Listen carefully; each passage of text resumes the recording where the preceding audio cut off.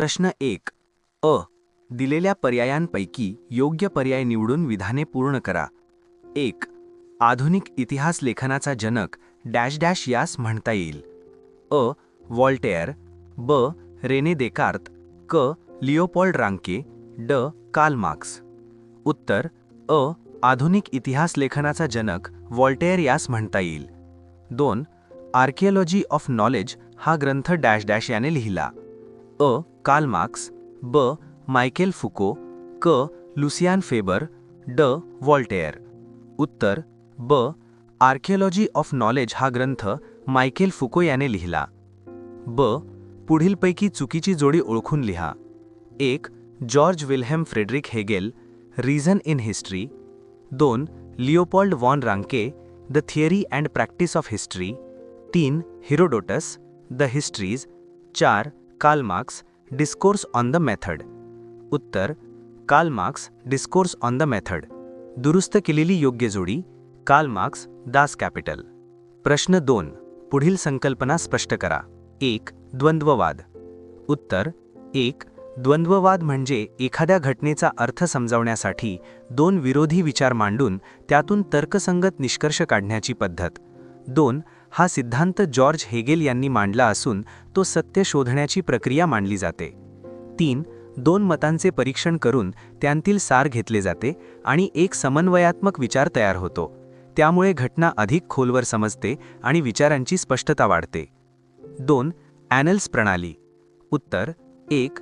ॲनल्स प्रणालीमध्ये फक्त राजकीय इतिहास न अभ्यासता त्या काळातील समाज, हवामान, शेती, व्यापार, तंत्रज्ञान, दळणवळण आणि लोकांची मानसिकता यांचाही अभ्यास आवश्यक मानला जातो. 2. या दृष्टिकोनानुसार एखादी ऐतिहासिक घटना समजण्यासाठी तिच्या सामाजिक आर्थिक पार्श्वभूमीचा सर्वांगीण विचार महत्त्वाचा मानला जातो. 3. ॲनल्स म्हणजे वार्षिक घटनावाहिनी. त्यामुळे या पद्धतीत इतिहास केवळ राजकीय घटनांवर मर्यादित न राहता व्यापक स्वरूपात पाहिला जातो.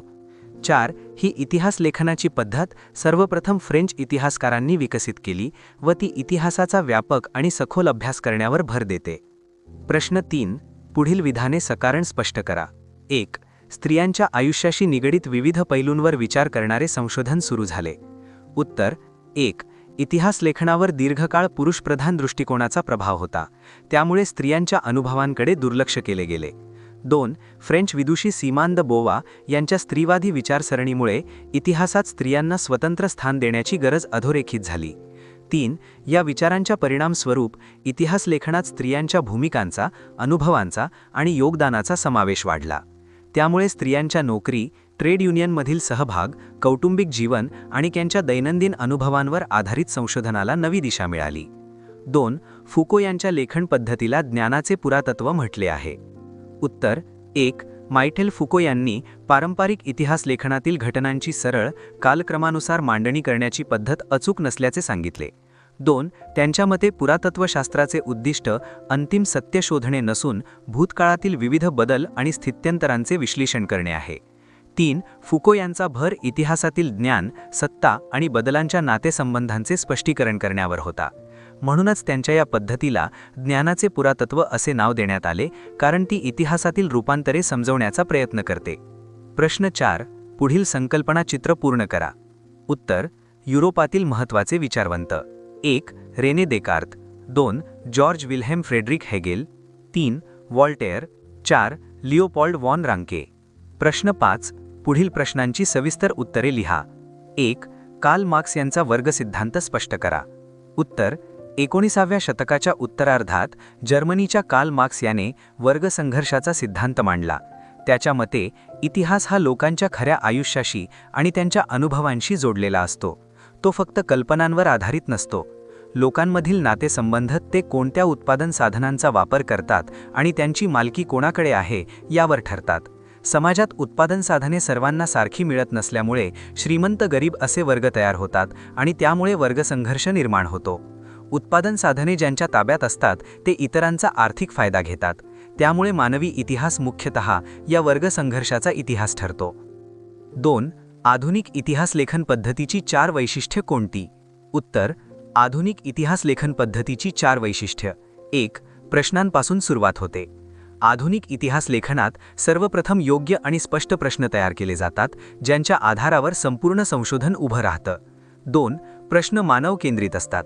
हे प्रश्न मानवाने वेगवेगळ्या काळात केलेल्या कृतींवर आधारित असतात, त्यांचा संबंध दैवी कथा किंवा कल्पनांशी जोडला जात नाही. 3. पुराव्यावर आधारित उत्तरे. या सर्व प्रश्नांची उत्तरे विश्वसनीय ऐतिहासिक पुराव्यावर आधारित असल्यामुळे निष्कर्ष तर्कसंगत आणि प्रमाणित असतात. 4. मानवजातीचा प्रवासाचा अभ्यास. भूतकाळातील मानवी कृतींच्या आधारे मानवजातीने इतिहासात कशी वाटचाल केली हे समजावून सांगणे ही आधुनिक पद्धतीची खास वैशिष्ट्ये आहेत. प्रश्न 3. स्त्रीवादी इतिहास लेखन म्हणजे काय? उत्तर. 1. स्त्रीवादी इतिहास लेखन म्हणजे इतिहास स्त्रियांच्या नजरेतून आणि अनुभवांकडून पुन्हा समजून घेण्याची पद्धत. 2. इतिहासात पुरुषांचा दृष्टिकोन जास्त दिसत असल्याने त्यावर पुनर्विचार करून स्त्रियांचा आवाज समाविष्ट करण्याची मागणी प्रथम सीमांत बोवा यांनी केली. 3.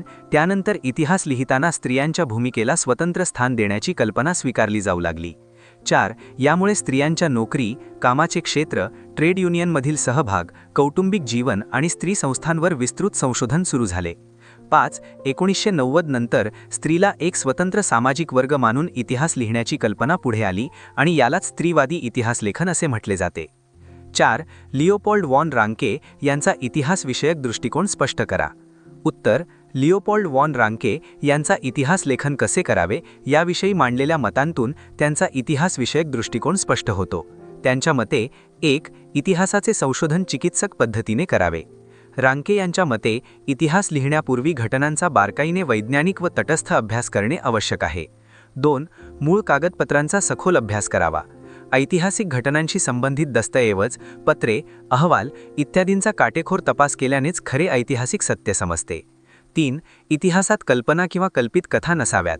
इतिहास लिहिताना लेखकाने कल्पनारंजन टाळून फक्त पुराव्यावर आधारित तथ्य मांडावीत. 4. जागतिक दृष्टिकोनातून इतिहास लिहावा. रांके यांच्या मते इतिहासाला व्यापक परिघात पाहून जगाच्या इतिहासाचे स्वरूप समजावणे अधिक महत्त्वाचे आहे.